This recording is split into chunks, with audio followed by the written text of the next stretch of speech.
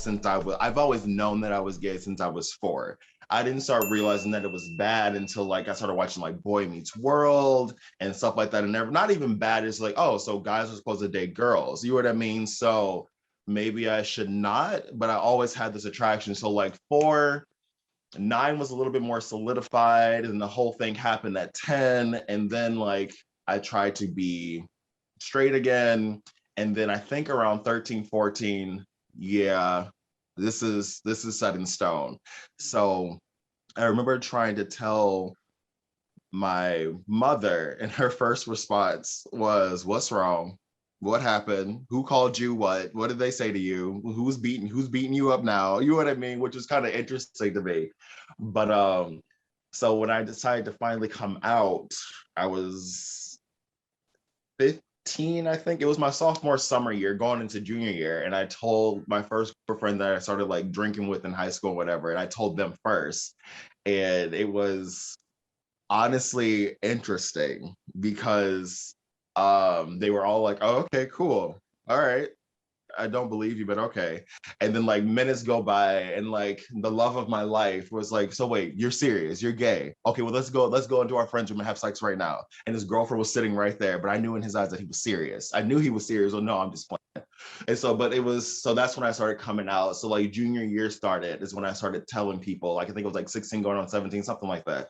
So I started telling everybody I was hyper flamboyant, just had to put on this whole persona of what gay meant to me because I didn't know what it meant. I didn't know.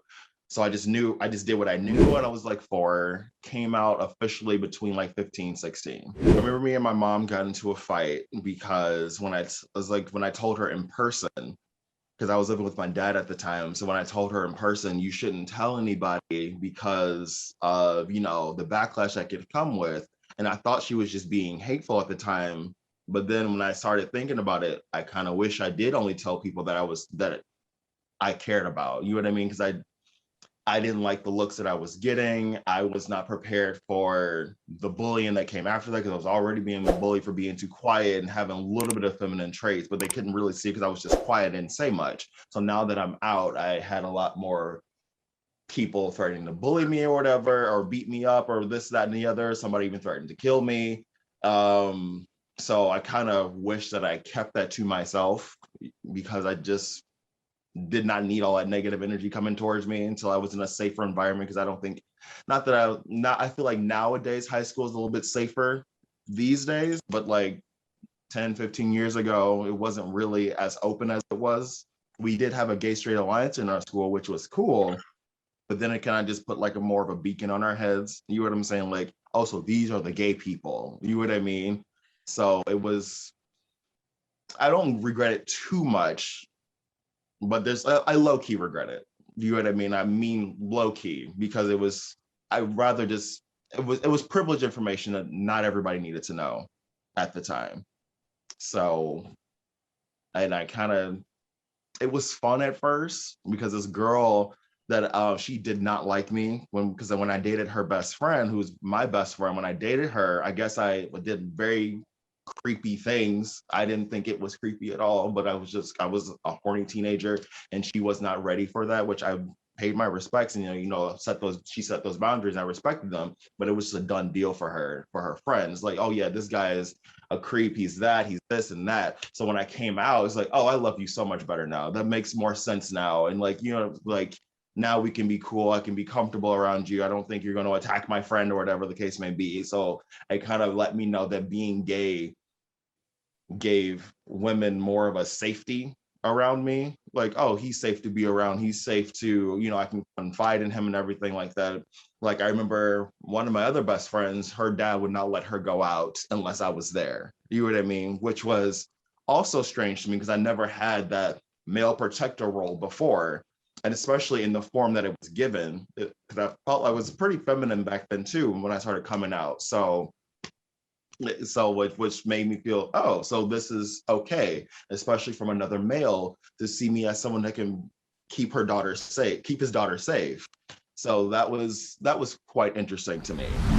In the beginning of your coming out story, you kind of self-sabotage and almost do a self-hate.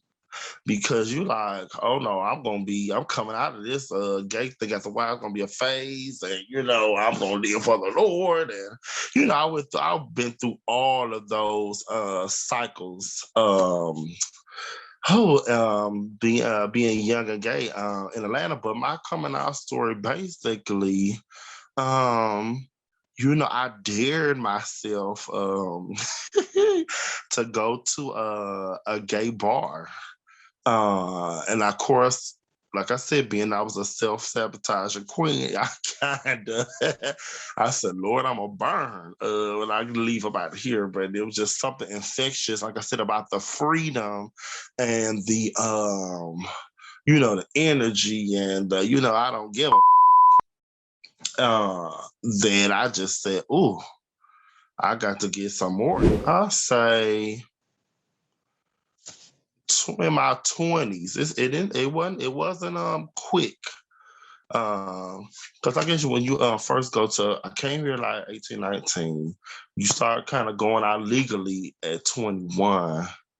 I think I might have went to a few bars at 20 with a fake ID here. I'm trying to go down the list. And I would say I was a very late bloomer. I would say after college, which would be like 22, 23, and when I had a full coming out oasis for myself. And I told my God that, okay, you graced me.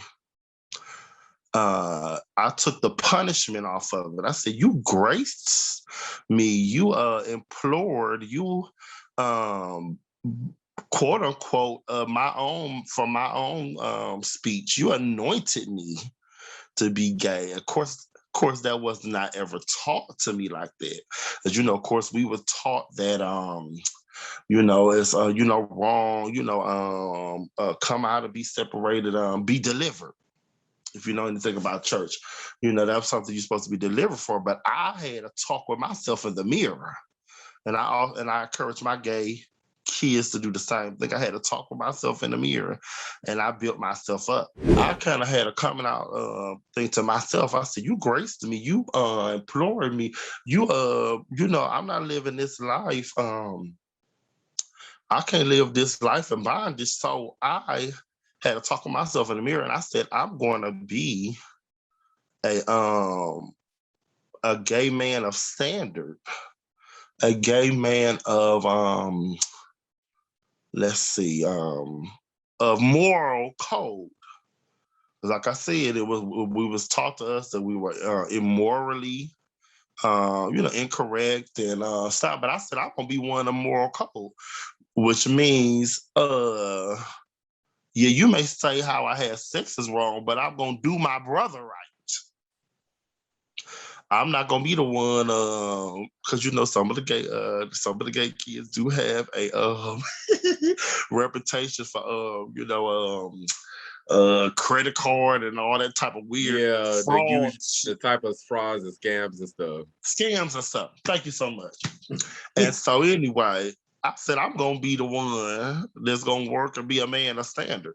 I'm not gonna be the one out there doing crazy stuff. I'm gonna teach. If you grace me to be in this life, I'm still gonna be a man of standard in my own way. And so that's basically my answer to that question. I came out to myself. I had to talk with myself in the mirror, and then I started kind of coming out to family members and things. Like came out to myself in my early 20s, and then I working in the community heavily. And then probably about the age of 28, 29, my sister came out to me and wanted to be a part of the gay experience. And then we told, family members. I came out as gay when I was 22, something like that. But my parents, my mom, my stepdad, my sister knew I was different. I remember them asking me if I had any girlfriends. Or I liked girls, and I was like 13 or 14. Not that I was like, oh yes, girl, I just got girlfriends. They thought, no girlfriends equals gay. And I was like, no, I'm not gay. Well, how you doing now? But yeah, I've come out to them a long time ago. They met my first husband. One husband number two. But yeah, I mean, they were very supportive and respective of my wishes and my life. And I just recently came out to my brothers, my father's side, about 2 years ago before I got married, and they were very, very supportive, which I didn't expect them to be, but I sort of knew they would be based on years of just being around them on occasions. Because we weren't like raised together. They had their own lives. They're all 50, 55, 60. I'm like the baby of all of them. Right. So they're all just older than me. But I figured out through conversations and meeting and talking that they would be cool with it because we had other gay people in our family who I didn't even personally know, but they knew. Like, oh yeah, so and so's doing good. She's got her girlfriend and blah blah. I was like, oh. So literally, we were together like 3 years ago in the Penn Relays, which was like an annual thing we used to do.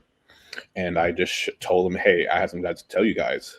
I think I told one brother first, and then I told all the brothers later. I was like, hey, I'm getting married. and this is the person. And they're like, oh, okay. Well, there we have it. Cool. So they like, call him up right now. I was like, oh, okay. And they're like, hey, brother-in-law. I was like, oh, I really like him. So yeah, it was very much like welcoming and warm in terms of my gayness, which I am happy to say because I know that a lot of Black queers and gays and youth don't have that situation in their lives. And I was lucky enough to have that, especially living in New York City with church folks, because everybody on both sides is church folk. My mom was a church folk. She was church folk till she died. My brother was church folks. He's a deacon. My father was a deacon. So it could have gone way worse. But at the age that I did come out, I felt, what they're gonna do to me? I'm a grown ass man at this point. What are you gonna do? I'm not living under your house. I'm not, you're not paying any of my bills. So what do I have to lose?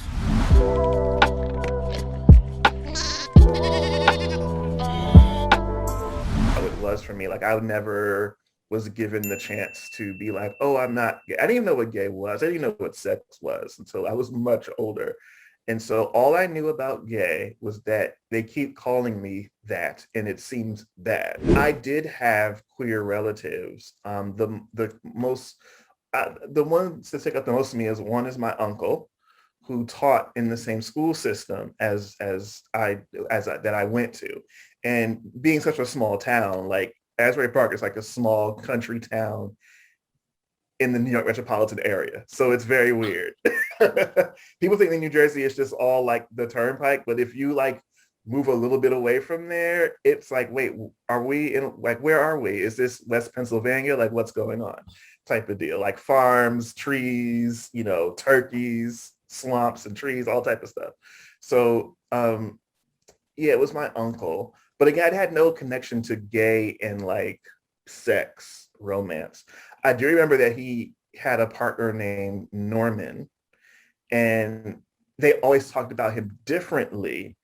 And it seemed like, this seems like different. Like the way like they're posing together or in the picture reminds me of mom and dad kind of thing, but never really connected, the two. It wasn't until I would say after a really dark bout of depression when the first time I started going to therapy. And I got a part, I was going to therapy and then I started really working out. And I don't know what I was doing. I don't know how it happened, but I mean, I'm a strong guy and I have like a naturally, I can get, if I haven't worked out in a while, give me like a week and I'll just do some push-ups and all of a sudden I would have gained like 30% of my strength back out of nowhere. So I was lifting weights, I was doing CrossFit, I was running, and I dropped weight and I gained a lot of muscle. And so I was like swole, but I didn't even pay attention because I wasn't doing it. There was this young lady who people were trying to connect me with, and it just wasn't working. And it was like, no, I don't. And we just had these arguments back because it just became, looking back, I did not have the awareness. One, I did not see myself as queer at that time. And two, because I could not navigate that, I said a lot of roundabout things, a lot of roundabout things of why I wouldn't do this and do that.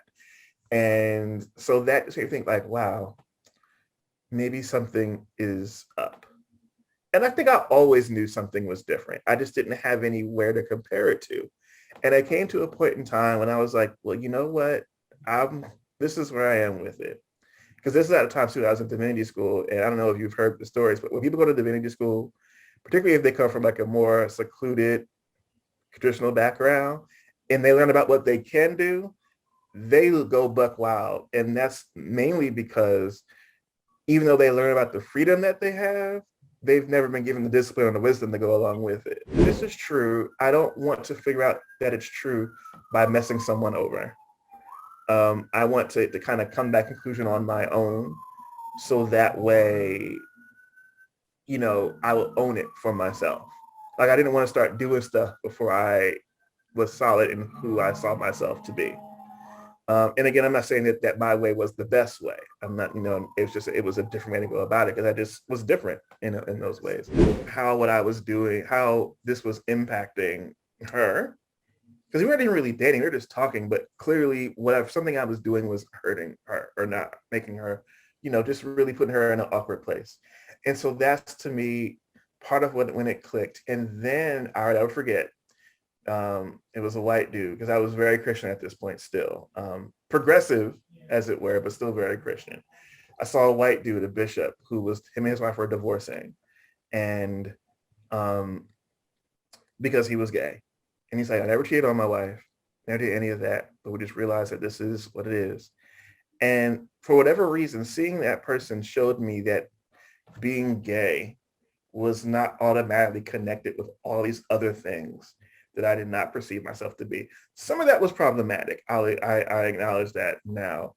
But my only understanding of gay was like, well, bad. You know, gay means you're bad. It means you're overtly effeminate. It means that you wear bright colors all the time. And it means you're going to get sick and die. And it's all these other things. And that's all that was really presented to me. And what this dude in his story did, you know, in its narrow, limited way, was show me that you can kind of make being gay whatever it is you want it to be. Like it's a container, not a prescription. To start off with, I came out when I was like 16. And the whole story starts kind of before, like that's kind of hard, right? Because like there was times in early high school where folks would be like, are you queer? Like, are you gay? Mostly because I was hanging out with the girls, right? And they were like jealous that all the baddies were sitting with me. And so they would be like, are you gay? And you know, that's when I started thinking about it. Like, what does that mean? Initially, it was like, no. As time went on, I was like, maybe, but like what happened in there kind of shifts the context because it's less people asking me. And more me connecting with my friends. And so as a kid, I never really thought about what I liked. That stuff was never my main interest. I would always be like, I like friends. So like, let's be friends. Let's be friends. But they're like, no, what do you like deeper than friends? So I think through that process was really where I started thinking about myself. I got onto like this again, the apps were on and popping now. And I got onto an app and was like, you know, when they asked like, who are you interested in? And like, you know, I put like women and men, right? Like I'm gonna do both, and got into that piece of seeing what it did for me. And like, it did too much for me because I was just like in it. Then I was getting pictures and I was like, whoa, like people just like doing this. Then at some point I was talking to somebody, like some kid in Florida, and like we would talk consistently, and like, you know, I got the butterflies and the da-da-da, right? And so I'm just like, these feelings that I'm feeling, and that's what I knew for myself. I was like, okay, I kind of like this. Like, I don't like not like this, right? Like the fighting the homophobia that I had to fight like my whole life around people asking me if I'm gay before I was ready to like think about that or even know about it. You know, it's all based off of the like homophobia that we face in a society where we don't get to have these conversations growing up. But then I had internalized it. So I was like 15 going on 16. When I came out to my friends and my family, it was actually family then friends. I was like 16. Yeah, that was its own other. That one was really cool because once I found out for myself, like once I was like sure within myself, and not that I was sure, but I was sure that I wasn't straight. You know, the worries of like, how do I tell my family, right? With all these, you know, preconceived ideas of shit that's happened, you know, all the little memories that you saw, you know, your family, how they've interacted with queer people that are not their family, and them being like, look at them, like, right, like that idea of like othering them, even if it's from like a third person, internalizing those pieces of me, being like, how do I do this in a way where I'm not being affected? Mind you, my family is going through it right now. My mom's arrested, like, right, like this is all in that time, while things are happening. I'm like, do I give them another headache, or like, do I live in my freedom? What ended up happening, because at the time, me and my sister, we shared a phone. And so I've been going on these websites, talking to these people, and you know, I got a little homeboy that be hitting me up. You know, we've gotten pretty clear, like, you don't talk to me unless I talk to you. Like, you don't message me unless I message you. Like, there is none of that. That's how it goes. If only he understood the task at hand. One night, sends nudes, like out of nowhere, was just nudes, ass, dicks, all of it. My sister said, she said, Jesus, because he I was like, I've never seen that a day in my life. I don't even know what you're talking about. I was like, you should talk to my little sister, who at the time is like 10 years old. So like, but I was like, you know, she be going through it. She crazy. I was like, you should talk to her. So, like an hour of that, I was finally like, okay, it was me. You know, came out as bisexual. In that like little transition phase, things that like ease the hearts into it. Like in the same like, and so from there, told my siblings. Then I told my mom, and again, the like bisexuality, the easing into the like, yes, mom, because my mom's also the type to be like, since I was like 12, be like, when you gonna give me a grandbaby? Like, I'm like, you still got a grandbaby. Don't worry. Don't worry. We all good. We all good. Ain't nobody want no baby right now. Like, ain't nobody, you know, came out to them. At the time, my mom was in the prison. Still kind of was outed by my sister, but you know, I'm like, that's part of my coming out process. It's like being outed. Part of my story, a little side note, is you know Dominique from Pose.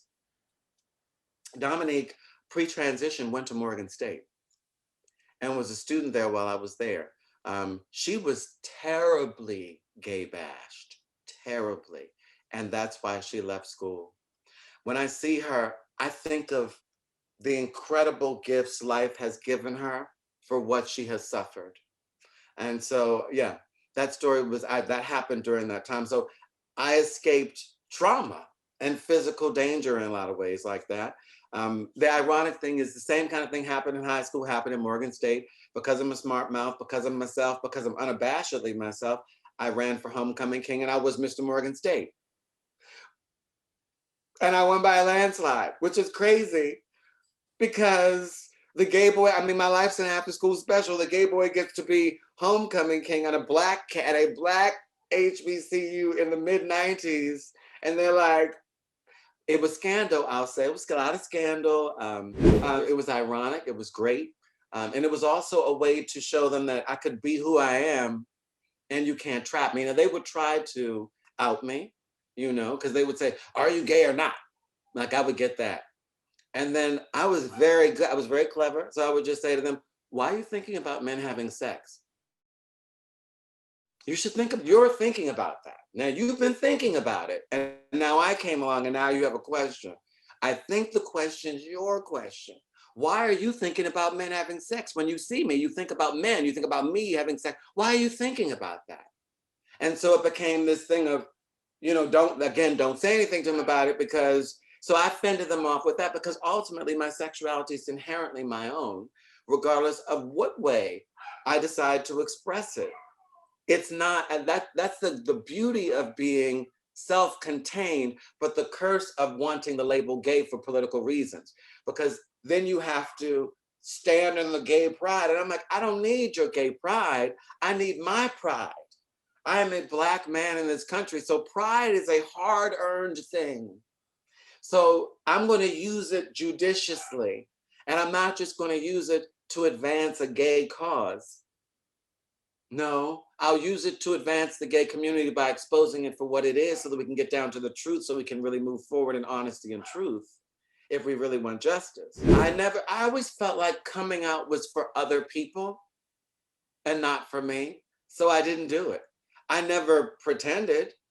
I never skirted issues. I never didn't discuss topics. I just always felt like talking about what kind of sex I have is a lightning rod for these people. And you know how you really handle that? You don't feed them. You just let them starve.